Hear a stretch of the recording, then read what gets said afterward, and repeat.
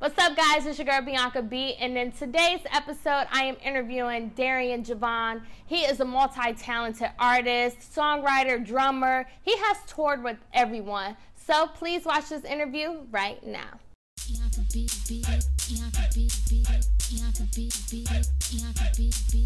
So DJ, so much has been going on in your life, from your EP, Honest, to you traveling all over the world, touring with everybody from Mac Wilds, Tinashe. How do you feel right now? Do you feel like you're at the prime of your career? I feel like I'm happy. I'm blessed to be in a situation that I'm in. I get to do what I love to do. And I'm just excited about my future right now. So I wouldn't say the prime, because I don't know where God is taking me from here, but definitely just excited and focused. More focused now than I've ever been. So we've seen you behind the scenes a lot as a drummer, working with all these different artists. What made you want to finally put out your own work and own content under you as an artist? I didn't. I had people around me that are just like really believed in me and you know, felt like I needed to do more than just be behind the story. And my manager, Brandon Cadell. Shout outs to Brandon. Yes. He believed in me. He's always been like a big brother and a mentor. And with all the work that we were doing, he started to hear a lot of personal records that I was making, and he just felt like the world needed to hear my story. And the man knows how to make things happen. So that's how it happened. He started releasing, and then people started like to really connect with pieces of my heart. And so now we're here. And enough haven't seen me and you. Okay, sorry. Look, all I really need is a little privacy for me and you. Little privacy for me. I really like that song. So, Honest, how did you come up with the title? I had a song called Honest, and after listening to all of the records that I had, I flew out to LA. I'm sitting in the car with Brandon, and he's like, yo, check this out. And he had put my songs like in order. Yeah. He felt like this is the best way to tell the story. And I'm like, yo, I really rock with this. And he was like, I think we should call the album Honest, because it seems like that's what you're being on every single He's so smart and creative. Nah, the like, dude know what he's doing. He does know what he's doing. That's why he's my man. Yeah. You know? So you're from Jersey. Yeah. You just moved to LA. How was the transition from that? It's different because the East Coast is so fast paced. Right. And y'all so chill out here. Like, I'm from chill. Detroit, so just California as a whole, everything shut down at like y'all be in bed by 9:30. Even the Starbucks is quicker over there. Yeah. Instead of here. Like, I'd be like, y'all are too slow. Like, I need my coffee. Yeah, I'm used right to now. everything being very fast paced, so that is what I'm getting adjusted to. The lifestyle out here, it's very chill, it's very relaxed, and I just can't let that slow me down, because y'all mess around and slow me down. I'm used to everything, being fast. So. And how did you end up connecting with Queen Latifah and Terrence J for the Perfect Match movie? Yo, he the plug, man. Brandon is the plug, bro. And if y'all try to steal my manager, we fighting, because the guy, like, he's very well connected. Yeah. I think that what I've learned from him the most over the years is that relationships are everything. Everything that he's put together has been just based off him being a solid person. Right. And nobody has anything bad to say about him. So when he gets these calls, they trust him when he decides to make certain decisions. So he was able to connect me into that situation just based off the relationship that he's made. So what's the ultimate goal for your brand? What do you want to achieve in life? I want to take care of my family. So my biggest goal is just like to be in a position where I can do what I love. I can take care of my family and somehow inspire like the next generation of people, but just like a little differently, because I always felt like I was left out of certain conversations. And I realized that on life is because God gave me a gift. I'm able to do a lot of different things. Right.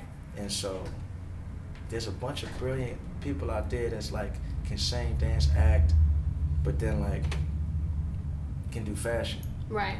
But because they've been told all their life, like, girl, you can sing. I know people that only focus on one thing, And then I see him doing other stuff. I'm like, wait, so you're not gonna put no time into that? Like, I say that all the time. Like big moguls like Diddy, J-Lo, they do everything. Like, and people always try to limit themselves to just writing or just producing, to just being an artist, when you could do all of that. And you're the definition of nailing every single aspect of music. That's a big statement. I would say definition. No, seriously. I mean, you're a young mogul in the making. Like, who knows what else you can do with your brand in the future? Who knows? Okay, so being an indie artist, what are some of the obstacles you had to face? The fact that it's just me and my guy, Brandon. I think that, like, what we talked about, like, the most is, like, he feels like I got so much going on. And a lot of times I think, like, dang, man, if this was, like, a more major situation, I'd have such an extensive team. Right. So that's probably the biggest struggle, is not having enough hands. Right. You know what I'm saying, to do what I need to do. But it's moving. It's moving. It's moving at the pace it needs to move at, so. And your team will build and people will start coming at you. Exactly. That's what, so Brandon used to always tell me, like, yo, don't worry about trying to get people to be a part. He said, keep doing what you're doing. Because once they see, like, where you're headed, they'll want to be a part of it anyway. So he was like, they'll just come. So and FYI, you'll get that in LA a lot, okay? People trying to hop on the band. Yes, So last but not least, what is some advice you can give to indie artists out there? I would say to just stay connected to as much positive energy as you can. I deal with a lot of negativity back home when it comes to, like, old relationships, old friendships, family issues. That stuff can weigh heavy on you, and I'm an emotional kid, so it's just important that, like, as often as I can get around good people and have a drink and talk it out and laugh and just chill, like, that stuff helps me to keep moving. And I'm a Netflix guy. I watch Friends, like, every day. It's like one of my favorite shows, Friends, Martin, Fresh Prince. I'll do that just to get my vibe right, hop on the phone with some good people, laugh. So stay positive, people. Stay positive. Zen out. So I got a game for you. In the Mood. It's called In the Mood. So basically you have to think of the first song that comes in your mind about this particular mood. So I'm going to give you 10 different moods. Okay? You ready? Okay. So when you're feeling happy, what song do you go to? I go to any song off of the Graduation album, Kanye West. Ooh, classic. What about sad? Sad. I listen to a lot of Coldplay when I'm feeling down. Okay. Excited? Travis Scott. Depressed? Travis Scott. Angry? Travis and Kanye. And Schoolboy Q. That part right now. If I'm upset, you know, because that part is on repeat. We don't conversate with the big. What? Okay, that part. Okay, horny. Anything out the 90s, R. Kelly, Jodeci, old Usher. Sexy. I want to stay there. Aaliyah. Okay. Okay, sexy. When you're feeling sexy, what do you listen to? Ain't that the same thing? Do men feel sexy? Like, is that a... Yeah, they feel sexy. They should. I mean, like, but we don't walk out the house like, I mean, I'm feeling sexy today. So, well, you know what? If I'm feeling sexy, I might go, I'm an idiot. So, like, I bump, like, So Fresh and So Clean. Okay. Classic. When I'm feeling sexy, and then I just dance. Okay. Get my mind right for the day. Inspired. Kanye. You like him a lot. Okay. Kanye's one of my favorite artists. Irritated.